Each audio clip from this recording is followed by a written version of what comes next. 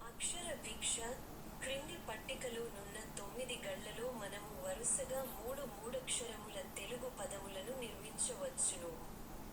కాగా ఆ 3 పదముల చివరి 2 అక్షరములను మాత్రమే పట్టికలో ఇచ్చి మొదటి అక్షరమును ఖాళీగా ఉంచుట జరిగినది.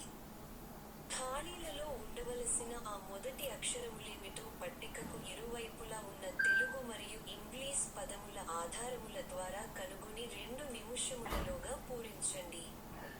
ఒకవేళ 2 నిముషములలోగా మీరు పూరించలేని ఎడల అటుపై మేము పూరించి సమస్యను పరిష్కరించగలము.